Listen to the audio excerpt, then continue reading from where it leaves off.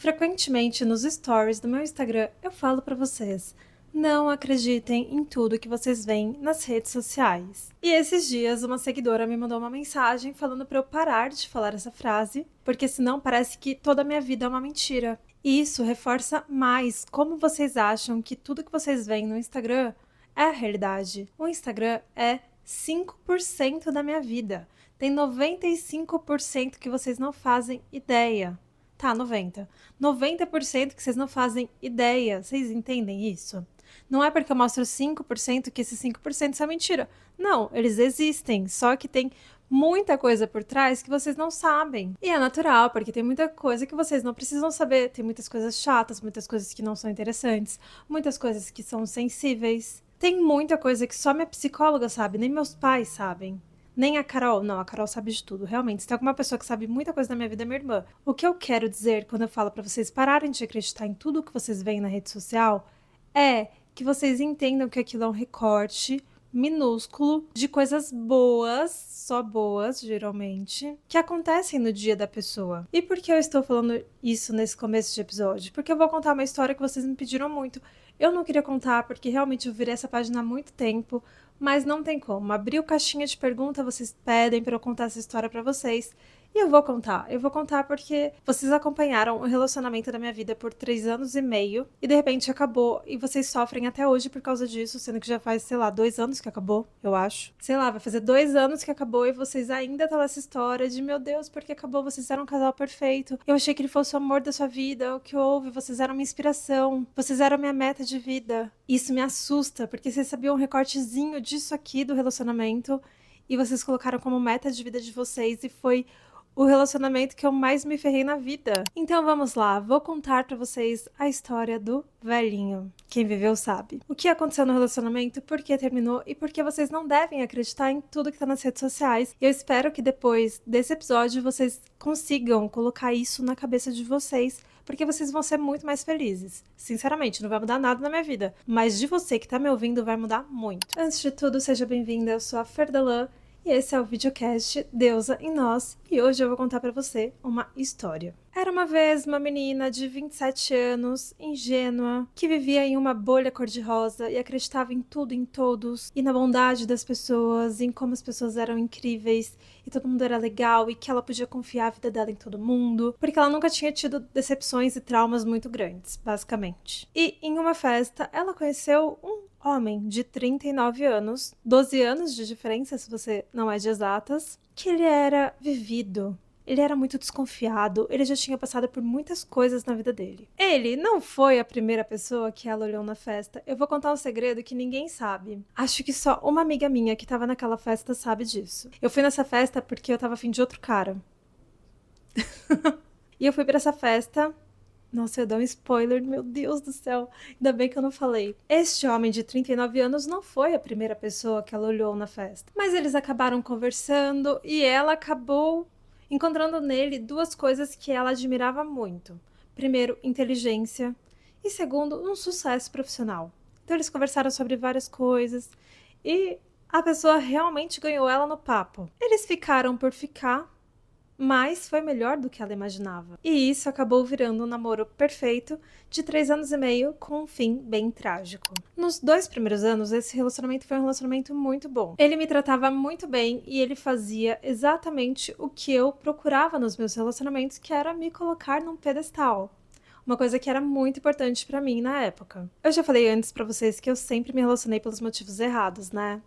Pois é, não me orgulho disso, enfim, passou. Haja terapia. A gente tinha muita química, tinha muito amor, a gente tinha muitas coisas em comum, hobbies, admiração mútua, tinham várias coisas que faziam o nosso relacionamento dar muito certo. E eu pensava, meu Deus, é isso, encontrei o homem da minha vida, eu vou casar com esse homem, vou ficar pra sempre com esse homem. Check no relacionamento. O relacionamento era bom na maior parte do tempo, mas é claro que não era perfeito, porque não existe relacionamento perfeito. Então a gente tinha algumas brigas, principalmente quando a gente ia pra festas. Nós 2 gostávamos muito de festa, então a gente ia bastante pra festa, nossos amigos estavam em festa também. E ele sempre meio que bebia muito, se passava no álcool e tinha crises de ciúmes horríveis, enfim, sempre dava ruim. Sempre dava ruim mesmo, a gente brigava em toda festa que a gente ia. Ele era uma pessoa super insegura, porque ele já tinha sido traído antes e ele tinha medo que acontecesse de novo. Olha eu no mesmo enredo, gente. Ai, juro. Isso não me pega mais, tá? Porque agora que eu fui traída, que eu vejo que eu não sou insegura, isso não é mais problema meu. Se o boy chegar pra você e falar, nossa, não, porque eu tenho ciúmes de você, porque minha ex me traiu e eu tenho medo que isso aconteça comigo de novo, você vai dar risada na cara dele, vai passar o número de uma psicóloga se você quiser, senão você só fala, ó, vai pra terapia, se cura. Se você se curar, um dia a gente conversa de novo. Senão, esse BO não é meu. Eu não vou sofrer porque você teve um trauma no seu passado. É sobre isso, é muito importante, muito importante. Por favor, aprendam isso. Então, o que a gente fez? A gente parou de ir pra festas. Porque aí a gente não teria um motivo pra brigar, já que todo o resto do relacionamento era perfeito, certo? Não, porque nós tínhamos muitas divergências importantes. Eu, feminista, super feminista. Ele, misógino. Muito misógino. Pra você ter ideia, ele não tinha nem amiga mulher. Mas, mais uma vez, é óbvio que eu achei que eu conseguiria mudar a cabeça de um homem de 39 anos. Isso era um erro constante na minha vida. Eu sempre acreditava que eu estava num relacionamento por um motivo. E o motivo era porque eu precisava ajudar na evolução da pessoa. Olha a pretensão desta garota de 27 anos. Então eu achava que eu ia ajudar ele a ser uma pessoa melhor, uma pessoa menos desconfiada, uma pessoa menos preconceituosa, uma pessoa menos misógina. Eu ia fazer esse papel na minha cabeça. E obviamente não deu certo. Então, simplesmente a gente parou de falar sobre temas que a gente divergia, que era basicamente feminismo, política e notícias em geral, porque a gente sempre divergia em algum ponto. Então, paramos de ir para festas e paramos de conversar sobre assuntos críticos que causavam desentendimento e que um não ia mudar a cabeça do outro em relação àquilo. Beleza, beleza. Perfeito, resolvido, voltamos para o nosso relacionamento perfeito. E foi muito bom mesmo, viu? Eu acho que dos meus 9 namorados, ele foi realmente um dos melhores. Ele tá ali no top 3, porque ele sempre me tratou muito bem, ele sempre foi muito dedicado, ele sempre foi uma pessoa disponível, animada. A gente tinha os mesmos objetivos de vida, ele incentivava muito a minha carreira, ele me dava dicas, ele me indicava clientes. Realmente, a gente tava numa coisa que tinha tudo pra dar certo. E aí eu tive a brilhante ideia de, bom, estamos há 2 anos juntos, está muito bom, eu gosto muito dele. A gente tem tudo pra dar certo. Por que eu não chamo ele pra vir morar comigo? Ele que já estava com 41 anos, que morava com a mãe ainda, apesar de ter renda suficiente pra morar sozinho, ele simplesmente morava com os pais. Falei, vou tirar esse homem da casa dos pais, vou trazer pra minha. Que ótima ideia, o que podia dar errado? Eu já comentei com vocês que ele tinha uma criança?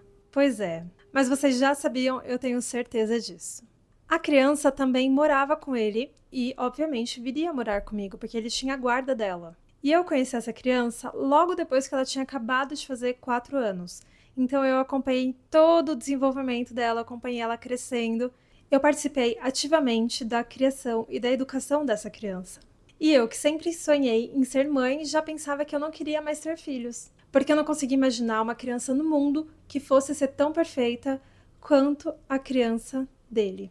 Eu era apaixonada por ela, a gente sempre teve um relacionamento muito bom. E quando eles vieram morar comigo, isso melhorou ainda mais. Uma curiosidade sobre mim, eu sempre tive pavor de madrasta, eu sempre achei que a pior coisa que poderia acontecer na minha vida era meus pais se separarem e eu ter uma madrasta. Era um pesadelo quando eu era criança, meus pais são casados até hoje, espero que assim permaneça para sempre, porque eu realmente tinha, não sei, Disney, né, gente? A Disney acaba com a nossa vida. E eu achava que ter uma madrasta seria a pior coisa do mundo.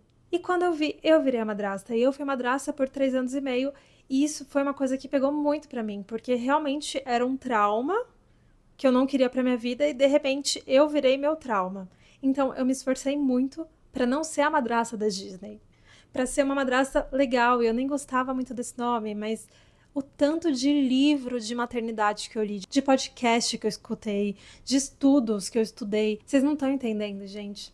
Eu entrei em grupo, eu paguei pra entrar em grupo de madrastas, pra gente trocar experiências, pra gente se apoiar, porque realmente não é fácil. É uma missão muito difícil, mas pela criança valia a pena, porque ela realmente era perfeita. Tudo nessa história, ela era perfeita. Nada era perfeito, mas ela era, porque ela era super incrível, engraçada, educada, boazinha, inteligente, companheira.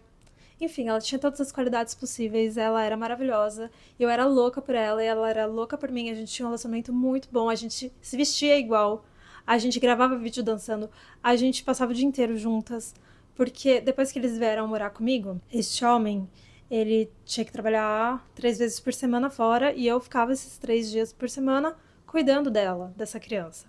Então a criança chegava da escola, eu dava almoço, eu fazia lição de casa com a criança, eu levava a criança na natação, na aula de circo, na academia comigo. A criança vivia colada comigo. A gente ia juntas pro cinema, a gente ia para restaurante, a gente viajava juntas. Realmente ela era uma super parceira, a gente era muito amigas e muito grudadas. Era muito bom. Nosso relacionamento era incrível, era a melhor parte disso tudo. Só que depois que eles vieram morar comigo, não sei o que houve na cabeça deste homem que por 2 anos e meio me tratou muito bem, me colocou no pedestal, fazia de tudo por mim, era uma pessoa incrível, que eles entraram aqui, ele desligou, ele virou a chavinha. E aí começa o motivo do término. Simplesmente ele desligou. Ele não olhava mais na minha cara, a gente não tinha mais um relacionamento, ele não era mais carinhoso, ele virou uma pessoa extremamente rabugenta, e eu chamava ele de rabugento porque ele era muito rabugento. Então todo o ânimo que ele tinha e tal, acabou, juro. Ele não relava em mim, ele não me olhava nos olhos. Isso foi me incomodando, porque eu trouxe eles pra cá porque a gente era uma família legal. A gente tinha todo o potencial pra dar certo juntos. A gente não tinha problema financeiro, a gente não tinha problema no nosso relacionamento. A criança me amava, eu amava a criança adorava a nossa rotina aqui. Só que este homem simplesmente me tirou do pedestal. E aí entra o problema. Quando a pessoa te coloca no pedestal, ela vai te tirar alguma hora. Esse é o perigo, é por isso que hoje qualquer pessoa que me coloca no pedestal eu saio correndo, alucinada, porque eu nunca mais quero passar por isso. Porque isso aconteceu comigo. Eu fiquei no pedestal 2 anos e meio e de repente ele me arrancou do pedestal, me jogou no chão, me deixou ali no cantinho. E era uma coisa que eu conversava muito com ele. E eu falei pra ele, se continuar assim, eu vou querer terminar. Eu vou querer terminar, porque eu não vou ficar num relacionamento onde eu tenho que concentrar todo o meu trabalho, que é bastante trabalho na parte da manhã, para ter toda a tarde para cuidar da criança, da casa. Eu lavava a roupa de todo mundo, eu passava a roupa de todo mundo, eu arrumava a casa para todo mundo. Então, minha rotina ficou muito caótica. Eu que morava sozinha há 10 anos, tive que mudar toda a minha rotina. E assim, antes da gente morar juntos, a gente sentou e a gente definiu exatamente qual seria a responsabilidade de cada um, o que cada um ia fazer, o que ia poder, o que não ia poder. A gente acertou tudo para realmente não ter esse tipo de problema. Só que ele não cumpriu vários fatores da parte dele. Aqui em casa a gente dividia todas as despesas. Ele pagava mercado, eu pagava condomínio, gás, água, energia, essas coisas. Teve uma reforma no meu apartamento que a gente teve que fazer para eles conseguirem entrar, porque meu closet virou o quarto da criança. Meu home office virou closet. Eu fiquei sem home office, eu trabalho em casa, então a gente precisava fazer home office. E no final a gente fez uma super reforma, que meu pai acabou pagando bastante coisa dessa reforma, mas ele adora falar que foi ele que pagou a reforma no meu apartamento. Eu ajudei bastante nas contas aqui em casa, eu pagava nossas coisas de lazer, porque como ele tinha pago coisa da reforma, ele não tinha tanto dinheiro sobrando. Então eu estava sobrecarregada financeiramente, sobrecarregada no meu tempo, sobrecarregada em tudo, e a pessoa simplesmente não olhava na minha cara, porque se a gente continuasse tendo o nosso relacionamento que a gente tinha antes, tudo isso ia valer a pena. Pra mim, tudo isso ia valer a pena, eu ia fazer com um sorriso no rosto, como eu sempre fiz. Só que não, ele começou a me ignorar, ele começou a me rejeitar. E aí, como eu fui conversar com ele, eu falei sobre isso, ele falou simplesmente que se eu terminasse com ele ia tirar o apartamento de mim. O meu apartamento, que eu moro hoje há 12 anos, que eu já morava há quase 10 anos, ele ia tirar meu apartamento de mim. E ele ficou 5 meses fazendo violência patrimonial comigo, me falando que se eu desistisse do relacionamento, ele ia pegar o apartamento pra ele e eu ia ficar sem nada. Detalhe, ele é advogado. Imagina o meu desespero me vendo morando com uma pessoa que virou meu inimigo. Eu tinha que dormir no mesmo quarto que o inimigo. Eu tinha que dividir a cama com ele por os 5 primeiros meses, tá? Os 5 primeiros meses, a gente se dando muito mal. Eu tinha que dividir meu quarto com ele, eu tinha que cuidar da criança, que era dele, e essa era a melhor parte de todas, porque é o que fazia valer a pena, porque ela era incrível. Tudo que ele era péssimo comigo, ela era ótima. Ela amenizou a situação. E depois de 5 meses ele fazendo essa chantagem comigo, eu resolvi procurar meu advogado, que vocês já conhecem, que é o Felipe. Eu marquei um almoço com o Felipe e eu falei, Fê, tá acontecendo isso, isso, isso. Realmente, eu vou perder meu apartamento se eu terminar com esse homem? Aí o Felipe falou, você tá louca? Lógico que não, não tem nada a ver. E eu expliquei toda a questão da reforma, todo o dinheiro que ele colocou aqui dentro também, porque teve essa parte. E eu falei pra ele, eu falei, olha, eu estou insistindo porque realmente eu não queria que ele tivesse um prejuízo. Eu não queria que a gente jogasse tudo que a gente está construindo fora. Eu realmente queria que desse certo. E eu falava muito isso pra esse homem. Eu falava, meu, você já gastou uma grana aqui. A gente já tá estabelecido. A gente já tem tudo pra fazer dar certo. E tá dando certo. Só falta você voltar a ser quem você era antes. Porque ele entrou aqui, ele virou outra pessoa. Gente, ele parou de escovar o dente, ele não tomava banho, ele só tomava banho e escovava o dente nos dias que ele tinha que sair pra trabalhar, que era segunda, quarta e sexta. Terça, quinta, sábado e domingo, este homem era o puro suco da porquice. Ele ia pra academia, voltava, ele não tomava banho. Ai, estava em depressão. Não, ele não estava em depressão, ele simplesmente era uma pessoa porca. Como eu só via ele fora da casa da mãe dele, ele se arrumava pra sair da casa da mãe dele. Mas no dia a dia eu acho que ele não tomava banho nem lá. Juro, gente, era nojento, era nojento. E como se não bastasse toda essa porquice, ele não reconhecia meus esforços, ele era péssimo, ele implicava com todas as minhas amigas, implicava com a minha família, me colocava contra todo mundo. Foi horrível, foi, assim, terrível. E aí o Felipe falou que não tinha nada a ver. Eu cheguei em casa, falei pra ele, peguei todos os argumentos jurídicos, falei, olha, estava com o Felipe até agora, Felipe já me falou, não tem nada a ver, não importa quanto dinheiro você colocou aqui. Ele não poderia tirar o meu apartamento. Ele não poderia fazer com que eu saísse daqui, eles ficassem. E ele fez eu acreditar nisso por 5 meses. E eu fiquei 5 meses agoniada, achando que eu ia perder a única coisa que eu tenho. E eu já pensava, meu Deus, vou ter que voltar pra Paulínia, morar com meus pais. Foi horrível. Eu ficava com medo de falar com meus pais sobre isso. De tipo, oi, gente, tudo bem? Perdi o apartamento. Pois é. Então foi uma coisa muito solitária. Eu fiquei 5 meses sofrendo sozinha até falar com o advogado. Quando eu falei com o advogado, ele fez todo um show e chorou, e enfim, ele era bem dramático. E nós decidimos dar mais uma chance procurando uma terapeuta de casal. Ele encontrou a terapeuta, ele contratou ela, ele também foi pra terapia pra ver se ele melhorava um pouco. Com a terapeuta a gente conseguiu entrar no consenso que a gente virou sócios da mesma casa. A gente morava juntos, a gente dividia as contas, a gente criava a criança juntos, mas a gente não tinha mais um relacionamento.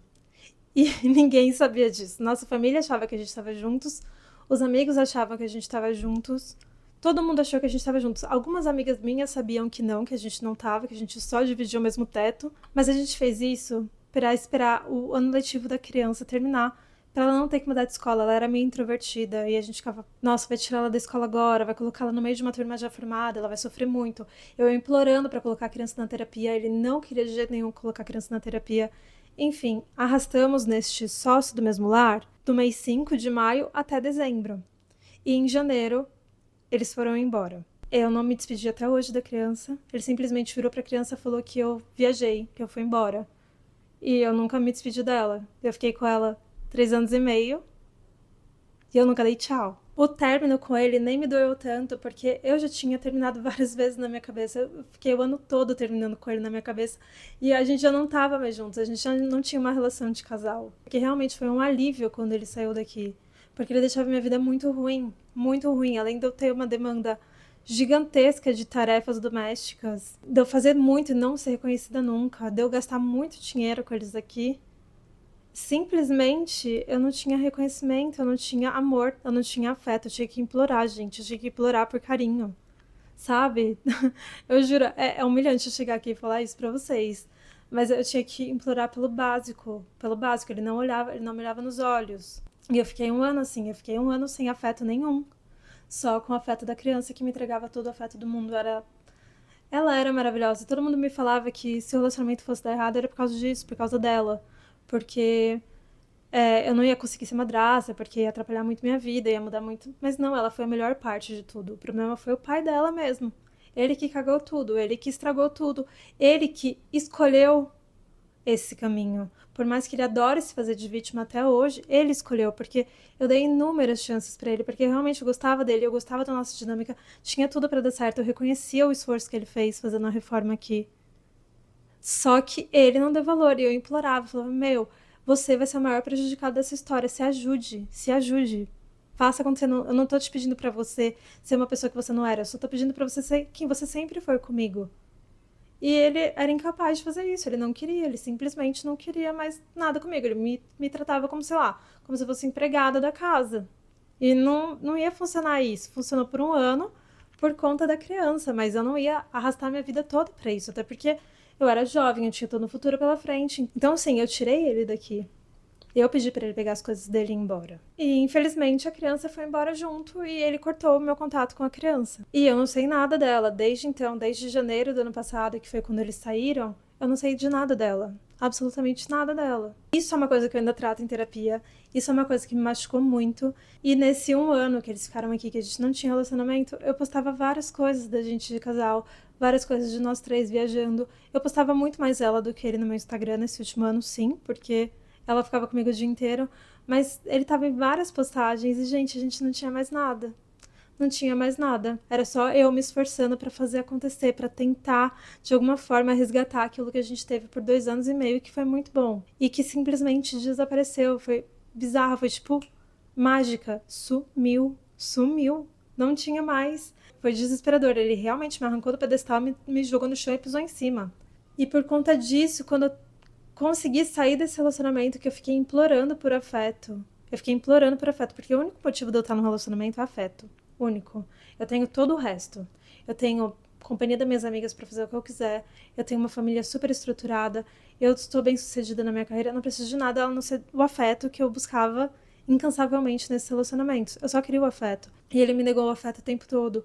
E aí, ai meu Deus, mas aconteceu alguma coisa com ele? Não, porque ele dava o afeto pra criança, ele dava o afeto pra família dele, ele dava o afeto pros amigos. Eu assistia ele dando afeto pra todo mundo e era uma questão pra mim, porque eu falava, meu, você tá dando esse afeto que você tá dando pra todo mundo, dá um pouquinho pra mim também, como você sempre deu. A gente tinha várias vezes essa conversa, gente, várias vezes. E ele começou a usar a criança pra me atingir. Então ele dava algum piti comigo, ele começava a chorar. E quando ele chorava, no começo, eu meio que ficava meio chocada, porque, tipo, meu, um cara 12 anos mais velho que eu, ele era mais racional, assim, chorando. Aí eu desarmava e consolava ele.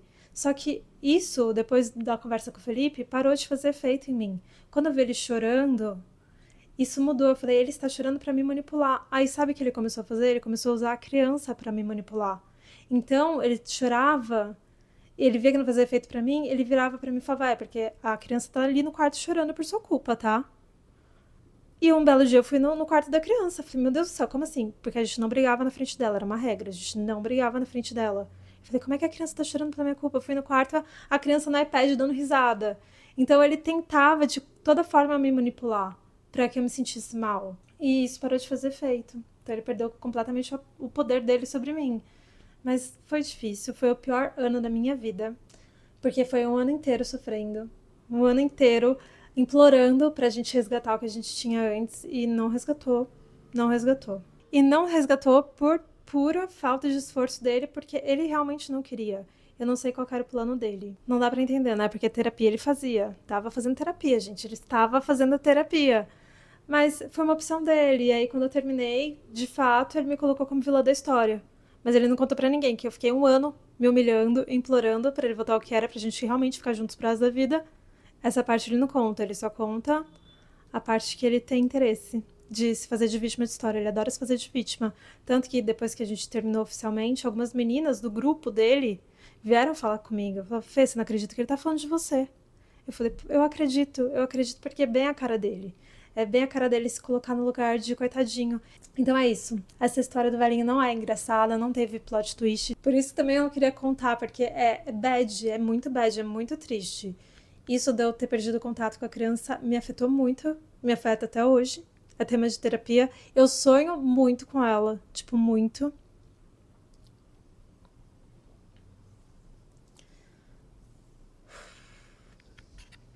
É essa história de por que eu terminei com o velhinho. E é assim que acabou. Por favor, parem de me perguntar disso. Parem de, sempre que eu abro uma caixinha, perguntar: cadê a criança? Porque eu não sei onde está a criança. Eu não sei como está a criança. E eu não quero mais falar disso. Então eu estou gravando esse vídeo para colocar um ponto final dessa história. É isso que aconteceu. E é isso, gente. Beijo.